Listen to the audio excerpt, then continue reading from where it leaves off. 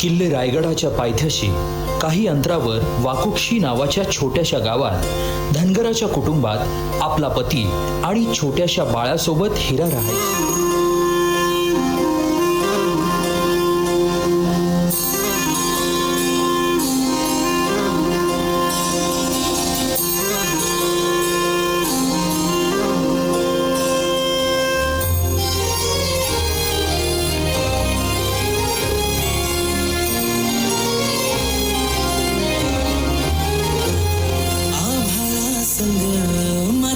नांदन जीव झाला चकवा चांदन आभाळा संग मातीचं नांदन जीव झाला चकवा चांदन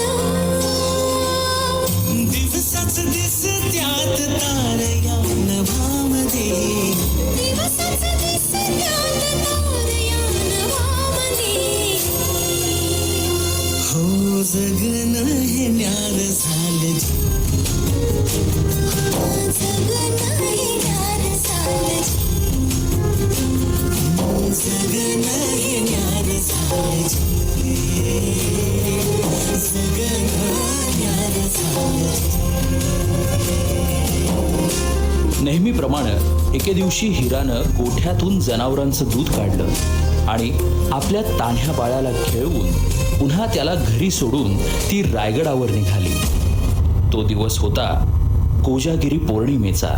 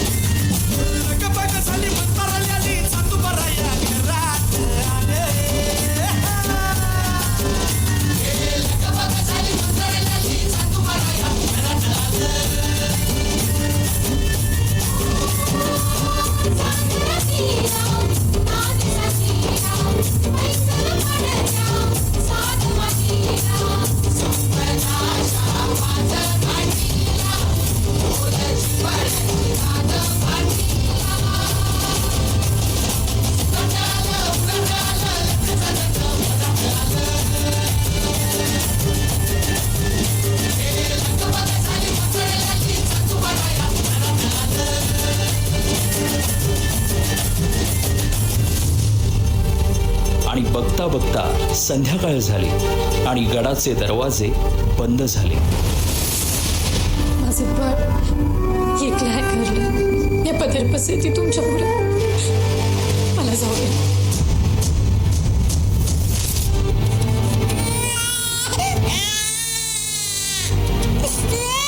दमलेला जीव पुन्हा उमलून येई कानी येते हाक जेव्हा आई आई आई.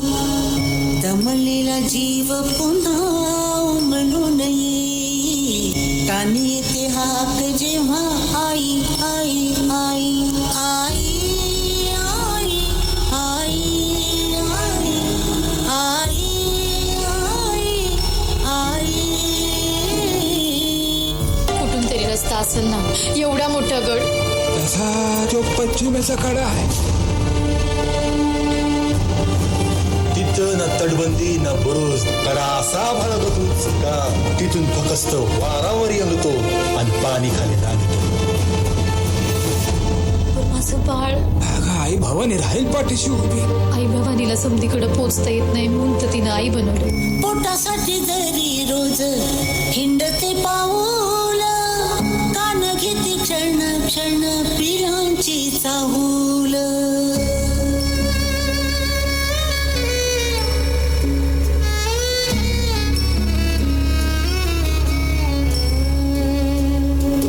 पोटासाठी दरी रोज हिंडते पाऊल कान घेते क्षण पिलांची चाहूल झोपेमध्ये सुद्धा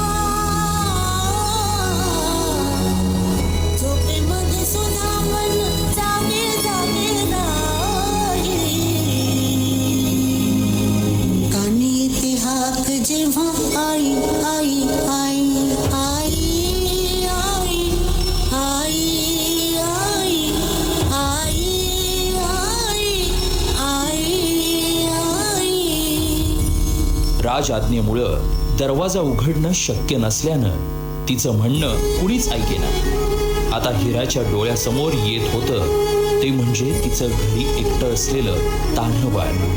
त्याच्या आठवणीनं व्याकुळ झालेल्या हिरानं किल्ल्याच्या कडावरून खाली उतरण्याचा निर्णय घेतला.